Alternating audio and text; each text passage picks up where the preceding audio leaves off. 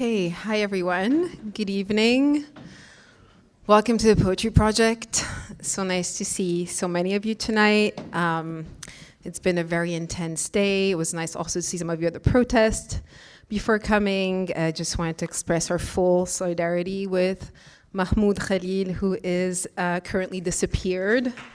And yeah, dark days, but also very, feels very good to be here with all of you tonight. And to welcome Ariel Yelen, yes. And Ryan Eckes, who is joining us from Philly, I believe. So welcome, Ryan. Before we begin, I have a couple of announcements. And my name is Mirene Arsanios. I'm the program director here. And yeah, we have like a lot of upcoming events at the Poetry Project. On Wednesday, we're hosting a reading with Ron Padgett. Yes, and it's going to be like a solo reading. So he's going to be, I think, presenting 2 new books, Pink Dust and Dick, a memoir. I hope you can join us for that. On Monday, 17th, we have Angela Abiodun, who's one of our ESB fellows, who will be joined by Mahogany L. Brown. Also, hope you can join us for that. And on Wednesday, we're hosting a celebration of a new translation of The Aesthetic of Resistance by Peter Weiss, newly translated by Joel Scott. So also, I hope you can come for this as well. Okay, this is for upcoming events. We also have, if you haven't picked up a newsletter yet, this is fresh off the press. It's our new spring newsletter with amazing content, deeply, truly recommended. And what else? We also have 2 all-gender bathrooms, one on the first floor, an accessible bathroom on the ground floor. If you need to get there, just let me know.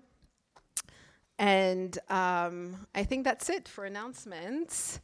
I'm very excited for this pairing tonight. I think there are going to be like a lot of interesting resonances between the works. And I know Ariel is nervous and is making me nervous. But it's going to be, yeah, I think it's going to be a great reading. Okay, Ariel will read first, Ryan will read second. I will introduce Ariel, and I also wanted to thank Vanessa Jimenez Gabb for introducing Ryan tonight. Thank you, Vanessa. And I think that's it. So I will read this short introduction. And also there are books for sale, newly released books by our authors, which I also, if you haven't grabbed a copy, I would encourage you to do so because they're truly amazing books. Okay, Google Doc. Here we go. Okay. I'm writing, sorry. Actually, I wanted to read also the bio, which I don't have right now. But it's on our website if you want to read Ariel Yelen's bio. I feel this is a dream sequence. This is our dream sequence of our stress dreams. Okay, so I'm just going to read the intro. Okay, I'm writing this intro, eating freshly microwaved butter chicken, staring at my screen, typing a sentence about Ariel Yelen being a rare poet, an artist so good at portraying the dread of office rituals, the hours spent at a desk, having lunch, gaze adrift, lost in a carousel of rotating screensavers, glaciers fading into meadows, meadows fading into a procession of Arctic penguins. We all know that work sucks, but Ariel renders this knowledge devotionally, injecting alienation with sublime deflation. Prayers for the coming tax season, protest poems about soup, our consciousness now expanded beyond spreadsheets and into the pages of I Was Working. I met Ariel while she was working as an editor at Future Poem, her 3rd or 4th job at the time. When we hang out on my couch or at a cafe, we invariably engage in improbable strategies for writing and living, dreaming up ways of stealing back time, which is what Ariel does on the job, crafting poems about all the poems she would not have written had she discovered, quote, this great poet earlier. Because who has time to write when you have to work to afford to do something other than work, like writing, for example? This contradiction hovers over Ariel's collection, where each poem wavers between being something and being nothing, doing the work and not doing the work, giving up and going on. In this sense, the poem emerges not in opposition to the conditions of life under capitalism, but because of them.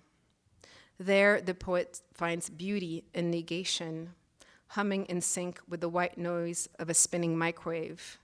Music, she writes, under most circumstances, will take desperate measures to come back into your life.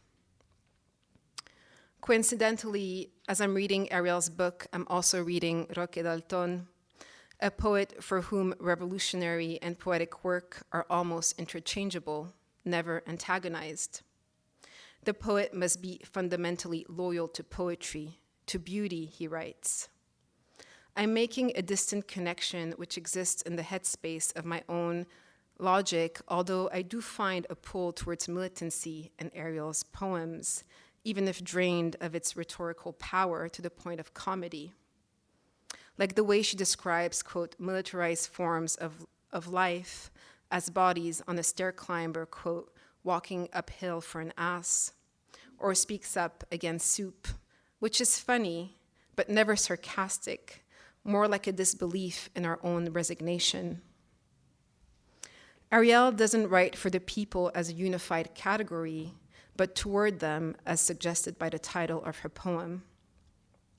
Quote, if enough people sing in a group, if I'm part of that group, I cry, end of quote. She writes in another poem, when I'm reading Ariel, I feel like I'm in a group with her, crying, sharing the small wager of poetry, and the belief that there is nothing more futile and perhaps more worth investigating than the worthless labor needed to create beauty. Please join me in welcoming Ariel Yelen.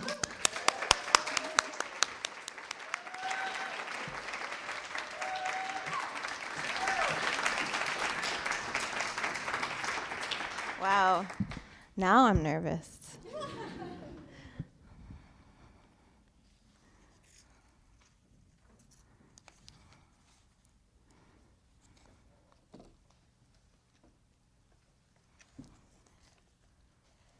I was working.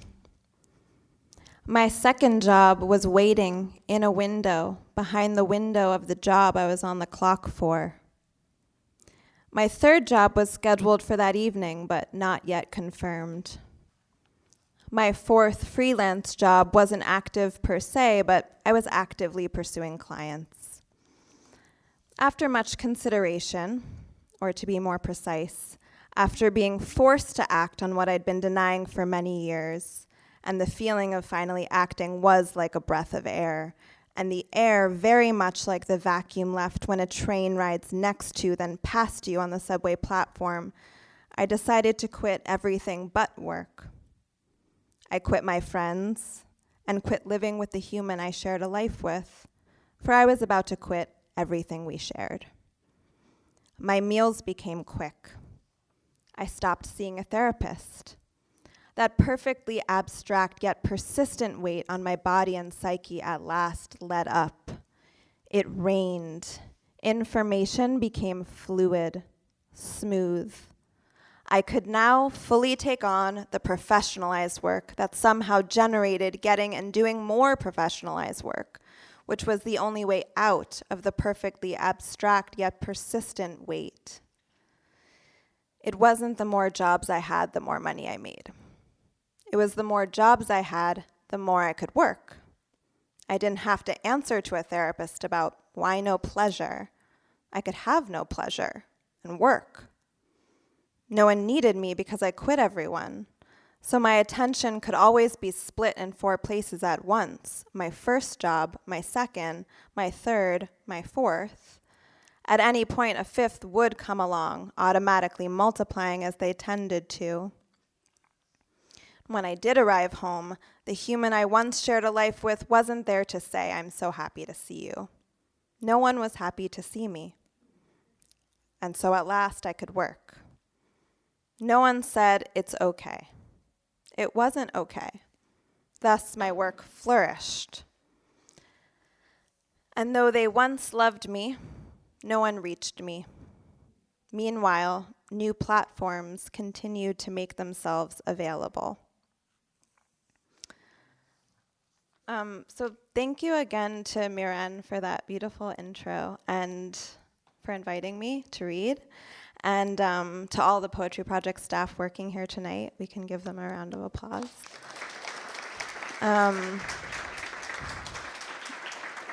And thank you to Ryan, who I haven't heard read, and I'm very excited to read.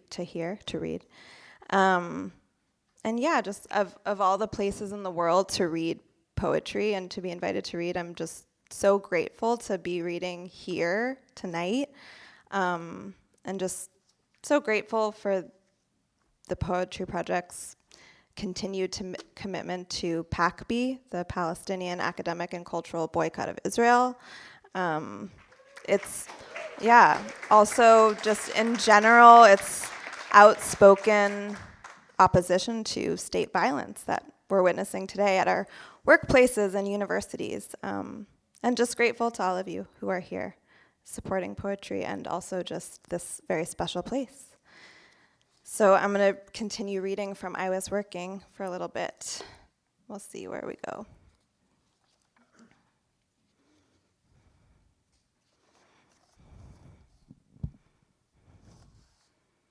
"5 blocks and 3 hours away. The view from the office, so stunning, it's propaganda. Character named I makes a face like, wow. We talk about nothing, tensely, over a technically continental breakfast. As it turns out, trauma's what we all have in common. But is anyone here worried about the fact that I'm an artist? I grant you permission to love this glistening city, but first it's time to sit down and write about the thing you always write about. While structured desire makes paragraphs of your poems, you write, even though there are facts out there that should inspire you to focus on nothing but deleting, nothing but changing your bank account and joining a militia. This is the glitch I hope to figure out how to live with.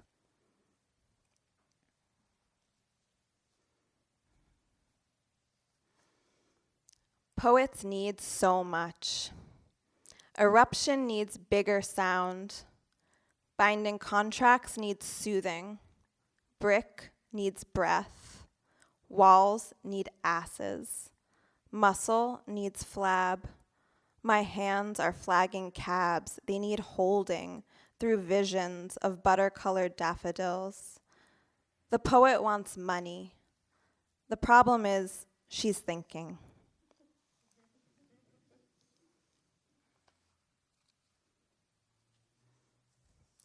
The problem with beauty is that it convinces me of achievement. Really, it's just that time has passed. What was green is now orange. This poem compares the seasons and philosophizes beauty in the form of strands. I think I owe my boss a hello. I think I owe him a turkey sandwich. First, I'll dive into Excel, where the cells welcome my touch. I check the boxes. It's classic. It's plain. Life really does make people into poets. Kind of pervy not to be a poet or an artist if you think about it. Standing around drinking, but what will you make of it? The contradictions of my life ward off robotic becoming. I think they're worth it. Let's at least agree that being turned into a marble statue is the goal of our labors. I make some interesting progress and follow up. Thanks for your email. Now you can sign off, my child. But be careful not to lubricate the truth. Let beauty commute you.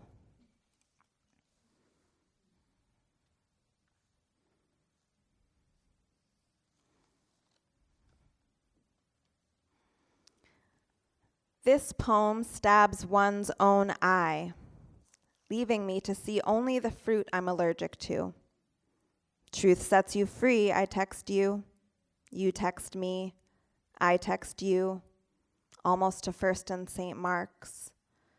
Green apple blossom, tightly wound. Little pink buds abide. Tomorrow you congratulate your coworker on her new job. Meanwhile, you feel as though you've been stabbed in the heart. Not by her leaving, but by heartburn from Chipotle. You may as well have used a sick day. You ride buses. B61 is true. M103 is true. They turn in their true and extreme ways. But seriously, congratulations.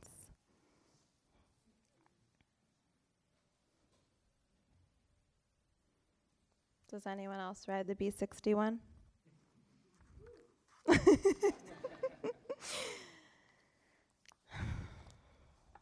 Revolution.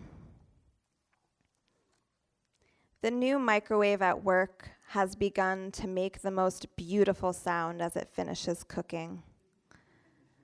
When it first appeared some weeks ago, it was impressively silent while heating food on its circular base. Either someone changed a setting or it has liberated itself.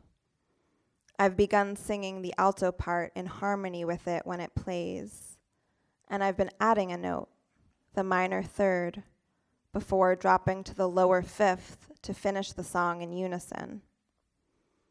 Music, under most circumstances, will take desperate measures to come back into your life.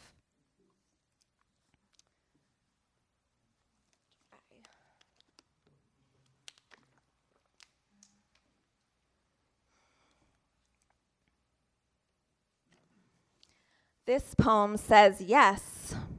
I like to write it while someone takes me seriously. Little do they know, I'm writing the story of our conversation in my mind, in plain speech, nothing frivolous or flowery, no commentary, just details like, then she said, and then I said, and then she said, the soup is actually good. As I write, my cubicle is being cut in half, but I can go home early.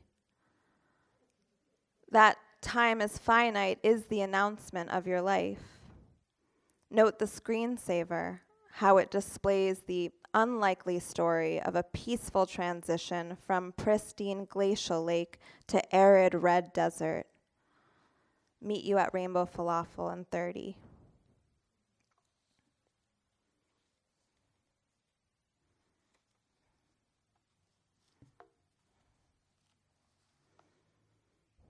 All morning, tax evasion. In the subway station, liquid drops on our heads, while the F train never comes. Trash overflows outside the Marble University. Utopia is attainable, but pressing on truth where it's tender results in feeling metal bands around your heart snap open. It's pretty hardcore. This poem's about the kind of neglect writing can't solve. No amount of fragments will do.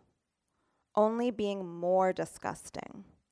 Like, give me something brutal for lunch, like escargot or liquor.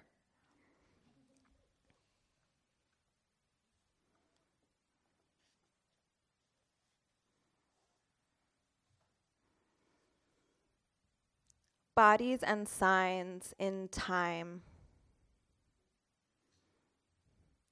To be able to sink into my appreciation for your body, I first must evaluate the way in which I do.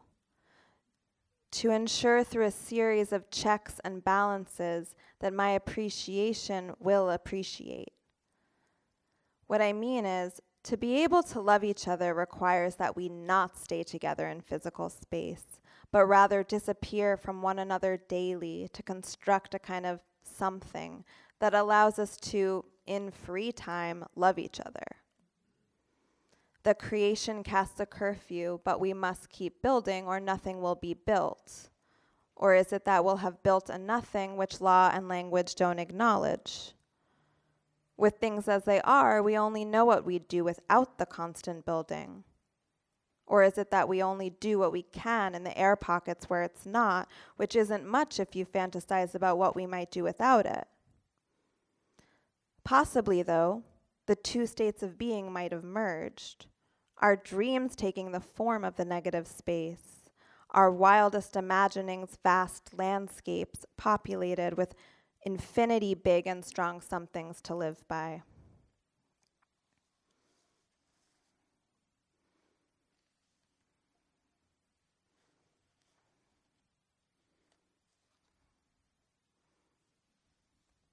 Is everyone okay?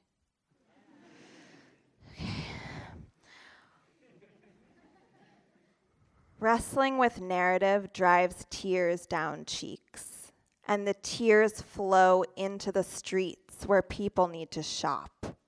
It's not practical. We can't ride boats everywhere. This isn't Venice. It's New York City, baby. This is an office. Today's my birthday. Across the room is a revolutionary, placing donuts on a tray, putting pink roses in a vase. You see, mine's a revolutionary and rose-adjacent life. The cake's dairy-free. Let me cut you a piece. So I'm going to take a little detour and read some newer prose, poem, fable, story things that I've never read aloud. And then we'll get back to work. This is called Indiscriminate Pursuit. A woman wakes up to find her hands levitating ever so slightly out in front of her body, hovering over her thighs. On the train, people look at her strange, then turn away, then look again to see if she's still holding her arms and hands in such a way. An elderly person offers up their seat. At work, no one comments on her new posture. Talking about the body at work is discouraged. In the elevator, her colleague gently asks if she's feeling okay. Yes, you? Later that evening, she arrives at her friend's apartment in the same hands-forward position, which her friends take to mean she's greeting them with a hug. They hug, but her hands continue to reach. Hungry, they ask? She's not. And though she fears what her levitating hands will reveal, doesn't know how to lower them. One friend shakes her left hand. How do you do? They joke. But the hand remains stiff and unchanged. Bewildered, the other friend shakes both of her hands. Only nervous laughter follows. Her lover arrives, and noticing her slightly outstretched hands, bends down, kisses each of them, then looks up and asks, "What's happening?" She walks out of sight into the kitchen where her hands open and close to find meaning. They close mechanically around a banana, squeezing until it pushes out of its case. What is this urge to destroy fruit? She grabs a pencil out of the coffee tin on the windowsill to write down what she's having trouble expressing, but snaps the pencil in two before she can find paper. Whatever truths emerge from the act of writing are suddenly no longer possible. Her lover finds her in the kitchen, asks, "What's happening?" Out of fear, she grabs onto her lover's torso, who screams in pain and falls to the floor. What is she to do with her strong and outstretched hands? And what is a person searching for as they go on to crush the bananas and bones of those they love?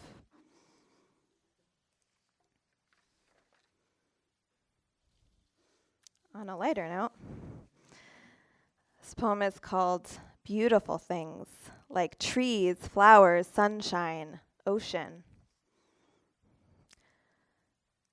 Possibly there's humor in the way the trees in the parking lot are planted exactly 8 feet apart from one another, though this is the humor of humans, the effort to control, which is only funny in what absurdity failure reveals.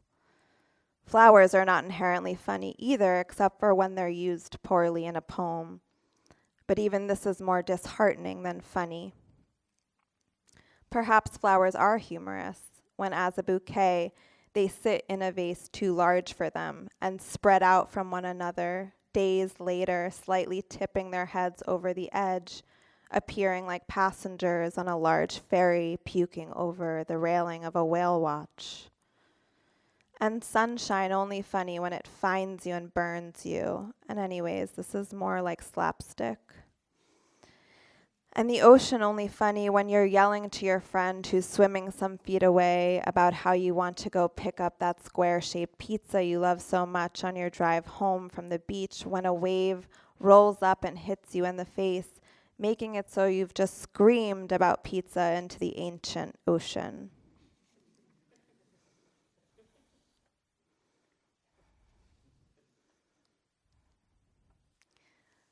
The painter.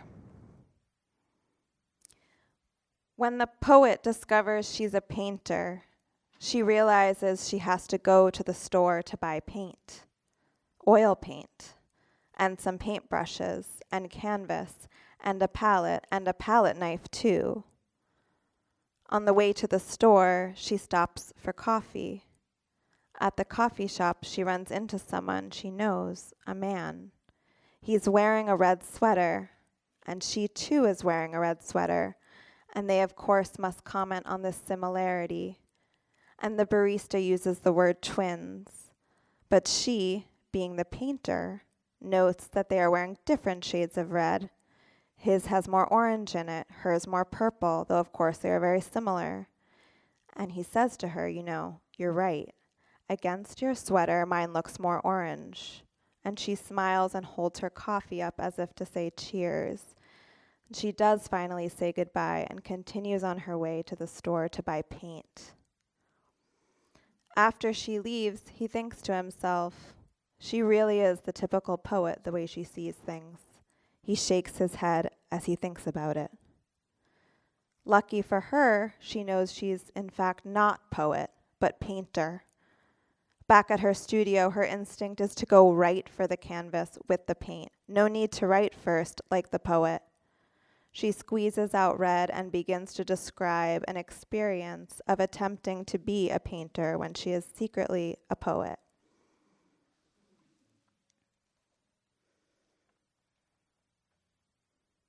As I was reading this book again, after not reading from it for a few months, I realized it's like equal parts work and equal parts just the frustration of being a poet at all.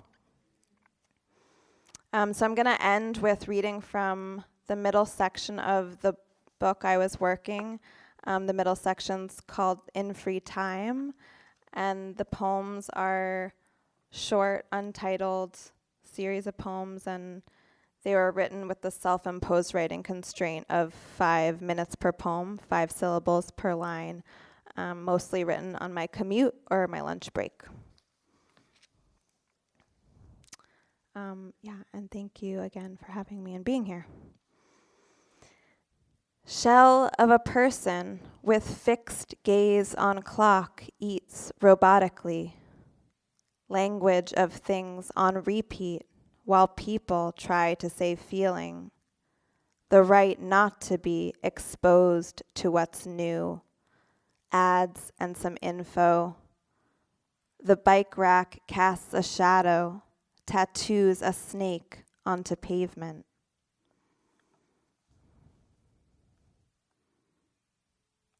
Mine eyes are spicy from the screen. My knees are sore from sprinting in platforms across the city to all my things. Everyone on the train's yawning. I try not to. Fun. But it starts to build back in my throat Inside my ears, it wants to stretch the back head open and take breath in like a baby trying not to cry. The worker must yawn.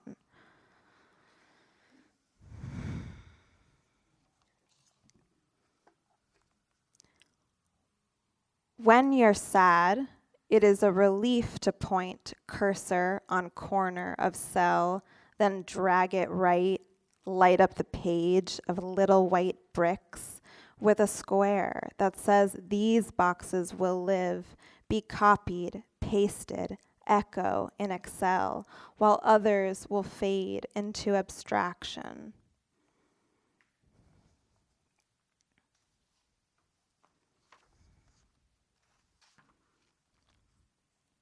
The QR code works if you get pretty close to it, zoom in, move your oils around the screen, and then click. The menu's too big. I'll just have water and an eggplant parm.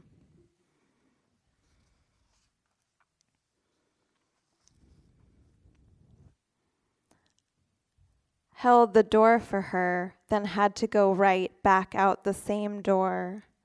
He held the door for me, then I used my key to go back out. Bought a tuna fish, sandwich and chips, lunch is served at my desk.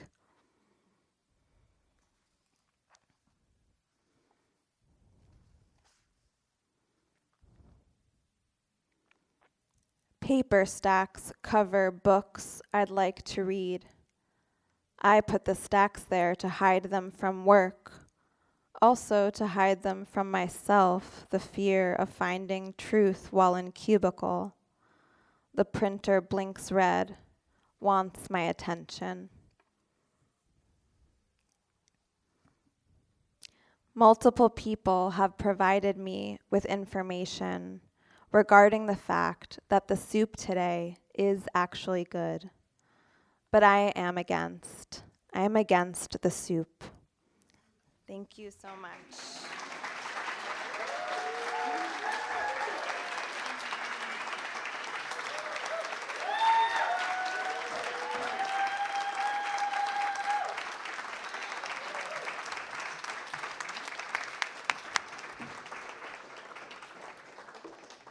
Thank you so much, Ariel. That was beautiful.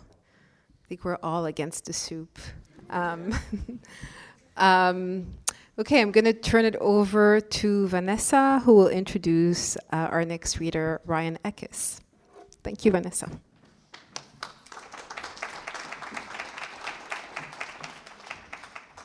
Hello, hello. Okay, I am so happy to be introducing Ryan Eckes, to congratulate him on his new book, Wrong Heaven Again, out now from Birds LLC, and to help shine a light on his contribution to an ongoingly fluid poetics steeped in the relationship between capitalism and love, labor and care, obligation and joy. I first read Eckes' work in 2018 with the publication of his third collection, General Motors, and was energized and encouraged to read his blend of lyric and labor narrative, and to learn of his work as both a union organizer and a publisher of Radiator Press. The synergy between language and organizing, particularly in his hometown of Philadelphia, continues to open up possibilities for how the working class may become less alienated from itself. Trotsky, in his 1923 piece, The Social Roots and the Social Function of Literature, writes, "Artistic creation, of course, is not a raving, though it is also a deflection, a changing and a transformation of reality in accordance with the peculiar laws of art. However fantastic art may be, it cannot have at its disposal any other material except that which is given to it by the world of three dimensions and by the narrower world of class society. Even when the artist creates heaven and hell, he merely transforms the experience of his own life into his phantasmagorias, almost to the point of his landlady's unpaid bill. Material reality, then, the materialist dialectic, informs the central nervous system of Eckes's poems and is in service to its resisting the presuppositions of capital. His continued experiments in a kind of documentary work and the vigilant and sustained inquiry of institutional structures, power, and money help us to see what is beyond this reality, not as impossible, but as inevitable, and are, for me, some of the deepest ways into clarity, truth, and hope. In his poem, Keeping Saint Monday, which comes early on in the new collection, the poet writes, "We can play family until it disappears again, or we can exit the grave and become something else, just like that, a line across a page to step over, and a stranger on the other side to take us in. Here, sit down, let me tear this fog out of your chest." Let us welcome Ryan Eckes to do just that.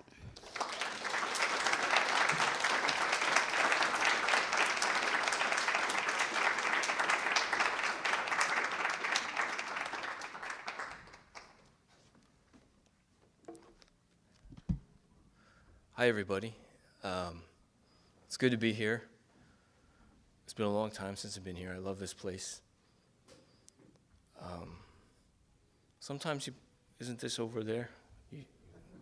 They move it, used to be. Vanessa, thank you so much for that introduction. Thank you so much. And it's great to be reading with Ariel. Thank you, Mirene, and thank you to the Poetry Project. Thank you all for coming. It's great to see some great old friends here tonight that I haven't seen in a long time. Thanks, Sam, for the water. I'm going to read mostly from Wrong Heaven Again, which came out recently.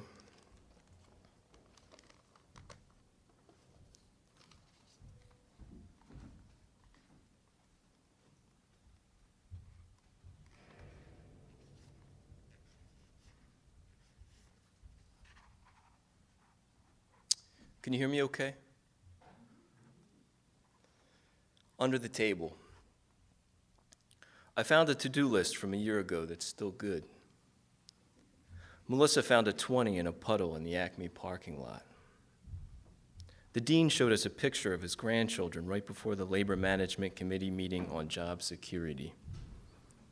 Most people have a name and address, it's true. You can buy lottery tickets for everyone in your family. You can read the Sunday paper to your dog. Some people think that Maureen Dowd is more persuasive than a riot. The columnist was just a little girl once, a baby. Maybe that's when she learned to love cops. If you turn up your favorite song, you can drown out all the truth, at least for a little while. The university will pay for your subscription. What is education, after all? The horrible knot of pain in my back came from a horrible knot of an impossible situation, but I can't prove it. The acupuncturist nodded and said, "Yeah, it could be. It could be that you cannot fight for people and for the economy at the same time. It could be that choosing one over the other will cause you to lose friends. At the end of the tunnel, another middle-class person is talking about individual responsibility. We have to run him over and keep going. Rent should be going down. When it starts to go down, I'll cross that off my list."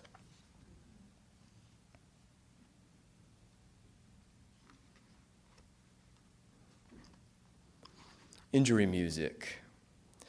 When they say nothing is free, they mean you work for me. When they say we don't condone violence, they mean you work for me. When they cart you off the field on a stretcher, thousands of little boss slaves cheering on your pain, the Super Bowl of Cheerios in a sink, this complete breakfast of losers. I wipe my mouth with a napkin. Everything is free. The anthem is a dead white prayer, silly string in the street the day after. Waterfalls are not hair, states are not stars. What flag are you talking about? What do you mean by nation? Do you mean the bruises all over your body? Do you mean the people who nursed you back up? Who are you now, all washed up?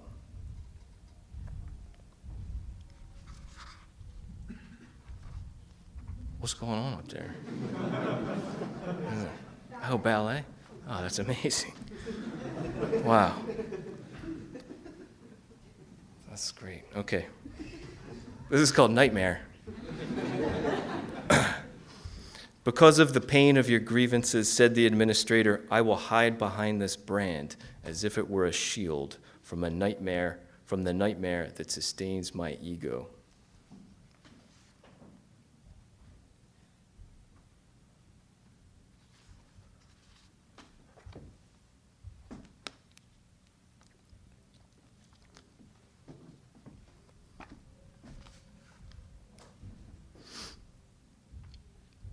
American Federation of Teachers. I became a teacher to pay my rent. An adjunct is not an apprentice, I tried to explain at debrief, a onesie with a logo pulled over my face at a desk in an office, next to the young organizer who would get fired for succumbing to boredom, like the guy before him, and the woman after him who failed to like her boss enough. We were trying to build a citywide union of academics, but nobody was an academic. That's not a real thing. Teaching is a job to pay your rent. Organizing can be a job to pay your rent, as anything can be a job to pay your rent.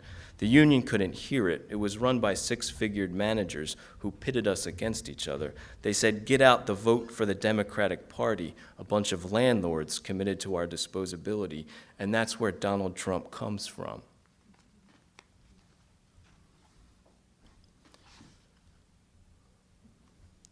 I worked as an adjunct for 18 years. I don't work in higher ed any longer. I'm not sure if that context matters at this point in time, but so the context is, I wrote this after I got fired for the last time. Poem for academics. It is easy to blame workers for conditions created by bosses if you're a bootlicker. The Fox School of Business graduates proud boys and presidents of future for-profit enterprises prepared to applaud your hustle and sell it for more. If the customer is always right, fascism always passes.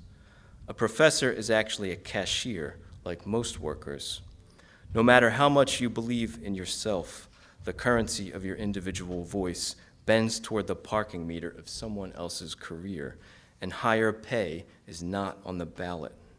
You may need a letter of recommendation after your neighborhood is bulldozed too, and exciting opportunities start opening up at the new stadium, the Stadium of Opportunity.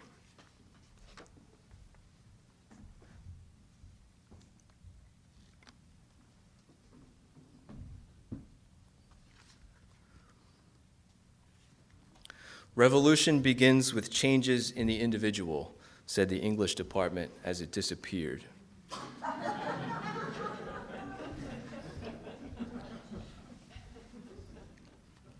Direction. Director of Marketing and Communications. Director of Advancement. Director of Development. Director of Development for Development of Alumni Relations. Director of Engagement. Director of Finance.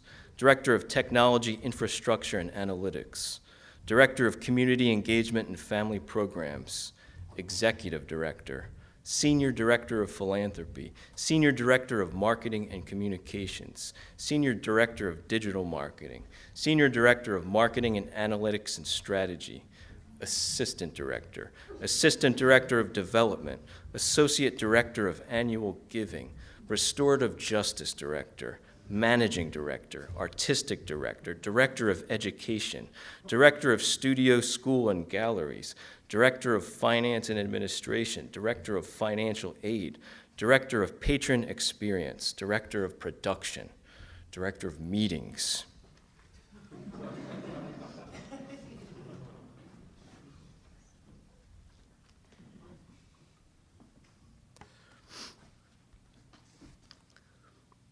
high occupancy vehicle. I keep getting ads to be an Uber driver, which reminds me of a term I learned in Chile for adjunct professors, taxi professors, and a poem by Russell Edson in which a taxi driver turns into canaries as his car flies through a wall and back out again. That's where I'm at, job-wise, a cluster of canaries flying toward you. In Chile, students started evading subway fares and it turned into a rebellion. Now their government has to rewrite the Constitution. In the US, fascists are wearing t-shirts that say Pinochet did nothing wrong. Republicans and Democrats have long agreed. So is the New York Times. Capitalism is the only way, they say, and some apples are bad. So the government keeps killing black people and jailing those who fight back. Every employer encourages you to vote. Your employer is running against your employer. They'll never pay enough. How are you getting home tonight?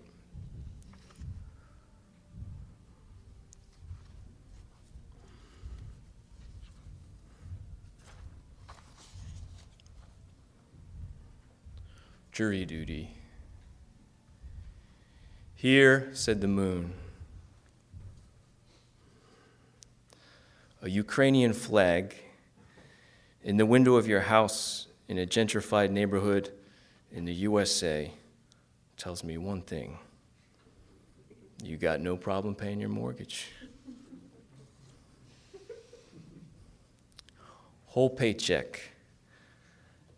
And the fruit doesn't even have a taste anymore.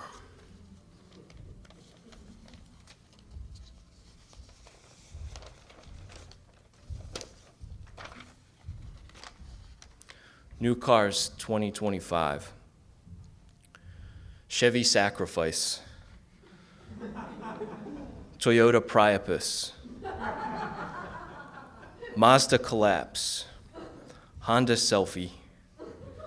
Nissan Ultimatum, Subaru Death Count, Kia Bribe, Ford Bible, Jeep Expulsion, Hyundai Strikebreaker, Lincoln Masturbator, GMC Meltdown, Dodge Shart, Ford Shiv, Hyundai Coma, Tesla Fleshlight, Nissan Tax Break, Chevy Purge.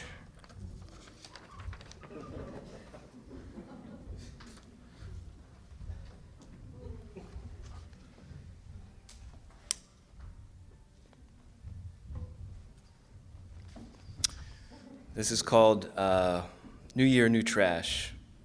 I think I wrote it two years ago.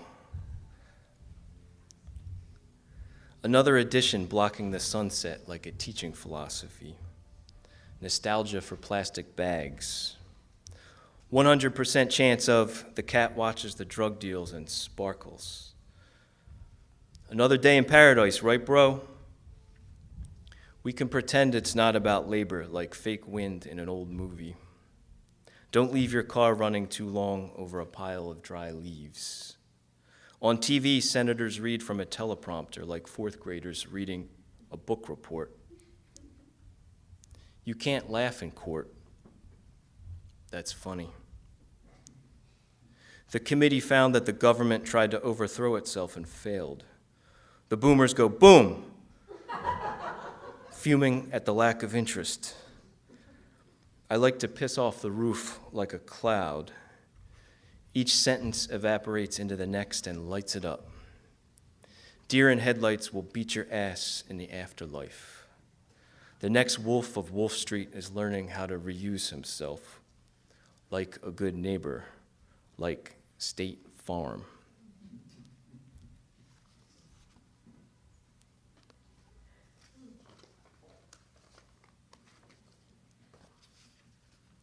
Throw mama from the train.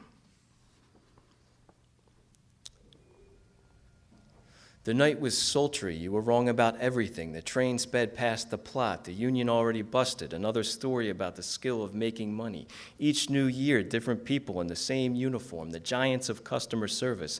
Aramark all night long. You woke in the Bud Light and passed out in Dunkin' Donuts, glazed with rainwater beside the CVS, where I used to buy gum to get cash, fresh breath. What's the score now? What's the score?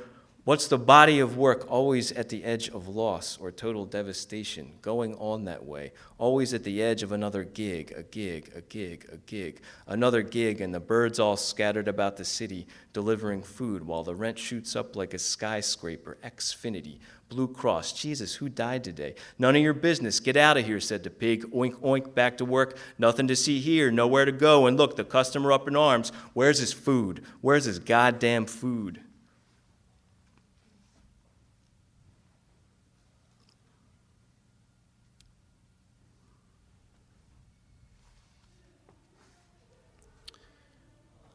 My brother's a musician. He makes electronic music under the name QNDFK. He's a Bandcamp. It's great. He puts out like 10 albums a year.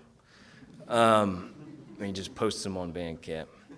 One is called Songs in Malleable Time, and I tried to write something that sounded, that sort of, I tried to do what he was doing with music and words.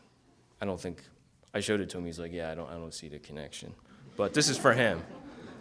It's called Song in Malleable Time after QNDFK. Wide array of used Santa suits for sale on South Street today. Bits of glass and parking tickets dress the curb for an album cover. I get carded in the same spot I snuck into 25 years ago. What's it called through the lens of a pigeon coming back for more? Why do we keep getting younger and younger and younger? The Pixies came on and we got stuck in the eye of the song. The ocean wanted to drink, the sun spat out wings. When we rushed out without paying, I couldn't stop laughing. When work was nothing but waiting, time was a rubber band. You hear that train, it runs through the ocean. That strike in the heart of everyone you've ever loved. That summer we fell so in love the ground gave way. What we all wanted but couldn't let each other have. Pour me another, I said to the customer. It's time to feed the meter. A gang of Santas in the rearview mirror. The second hand touches my nose. This car is older than most careers, including my own. I peel off in gratitude. A gang of Santas in the rearview mirror. Every building has a chimney and a future. What we all wanted but couldn't let each other have. The wind sweeps my floor like a mother. That summer we fell so in love the ground gave way. Tongues of wood are reaching out of flowers. It always felt late then, as if on the edge of some rupture. Soon the job would stop eating the house and every move you made. I taped my brain to that summer like a rubber band. We were catching up to the past when you left. The wind sweeps my floor like a mother. I'm almost finished my beautiful soda.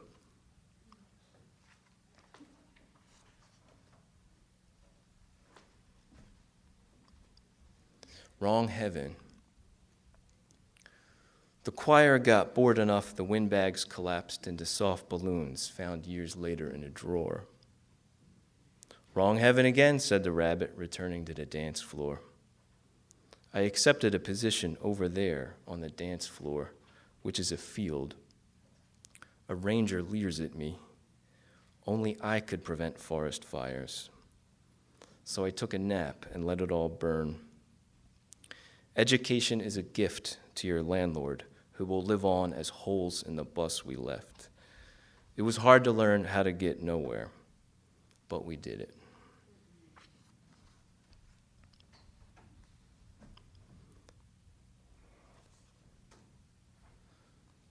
There's a series of poems in the last section of this book with a talking rabbit, and I'm going to read one of them. It's called Wonderland. This is no time for representatives, said the rabbit, blowing out the landlord's eyes like wishes on a birthday cake. Don't let them turn every place into nowhere. No one can stand outside of life. Every state, every statue, every denial of what is must crumble. Look at the lines of water through rock. Slow sabotage requires great faith, faith against the used-up feeling. Don't get drained trying to prove your worth through caretaking actions. Take care not to become stone, statue, state. Every flower in the machine will prove itself and die, all its petals of years lifted out of trees like stains in a detergent commercial. Bye-bye, stupid childhood, bye-bye. Erase all the names and lines from the map of the world, and what do you see? Just earth, which is how it really is. Now help me bury this landlord.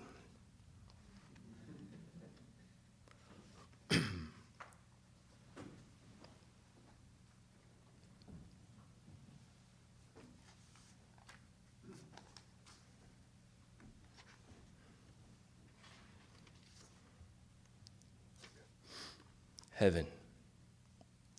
I wrote my name down on the envelope and handed it back to the clerk, and it disappeared, the name. You saw me write it down. There's ink in the pen. What do you think just happened? What about the past, all that work?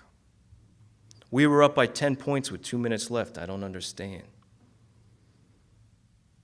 The cop said, look, I don't want to play games with you. He said, who were your friends? I said I didn't know them. They just showed up. It's important to move things around, knock down the walls so you can see. Sometimes the sadness in my body gets so heavy, I think I'm going to sink through the fucking earth. Then they show up to pull me out. Then I remember who I am is more than I could ever know, and that's not even the point. I didn't know them. They just showed up. Out of thin air, gushing life. No words. Not a snitch in sight.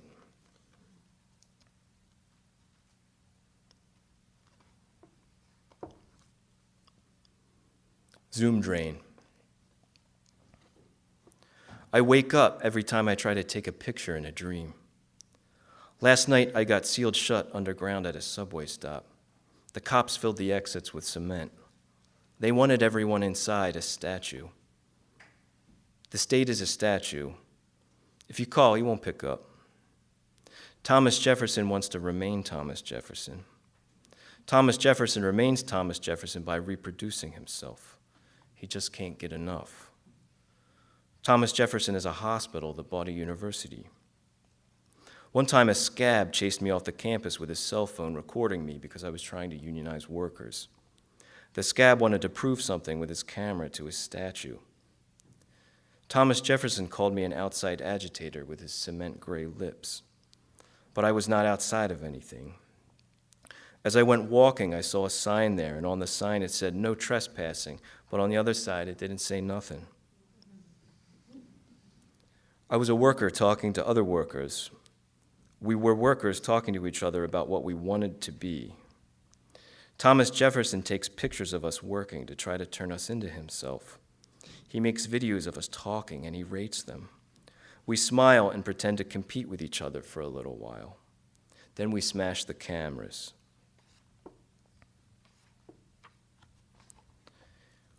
I'm going to read one more poem called Fantasy that I wrote in 2018. Again, I'm not sure that context matters at this point in time. Fantasy. Ask me about the labor of liking a narcissist, and maybe we'll get to the present, which was whose idea, or my old foolish hope that one moment of trust would overcome the relentless branding of every single person, that is the constant erasure of difference, and therefore of commonality, that wherever you go in public, you're a customer feeding another customer their status, and that you're expected to smile for the camera, that that's normal, that celebrities are gods who aren't worried about Nazis, or the Democrats who serve Nazis while chiding the working class for not voting for someone else's money. What would happen if we stopped petting the news feed?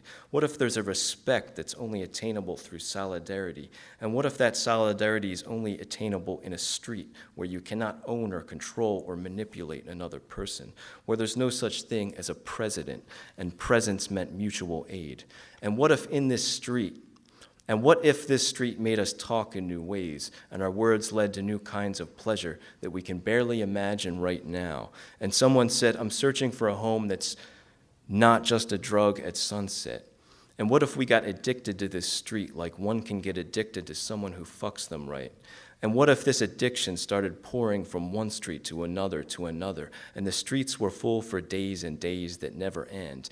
And what if in these days, all the pain and betrayal and abandonment in every single person's past fed one strange collective ego, and in one breath we stopped taking shit and got each other's backs, and we rose up like an ocean? And what if in this fantasy that makes me breathless at the thought of the end of being used and the great release of pain that would be so just, we'd have to make up a new word for justice? What if even then the zombie still wanted a cut? The zombie still wants a cut, so I return my body to say what it needs to say.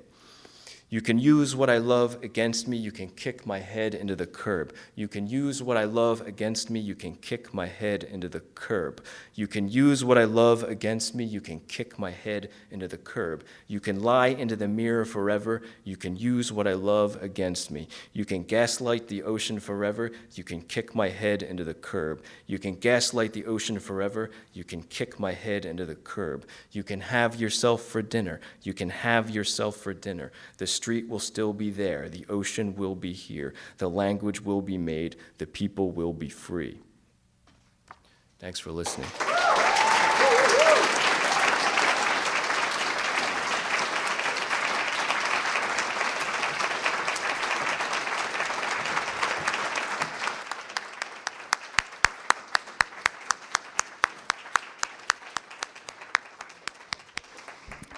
Thank you, Ryan. That was so great. Thank you, Ariel, for reading. Thank you, Vanessa, for your beautiful introduction. I also want to work. I want to work. I want to thank the Poetry Project staff working tonight: Heather, James, and Gary, our techs working tonight, as well as all our volunteers. I want to thank you all for coming, and please come back to the Poetry Project. Thank you.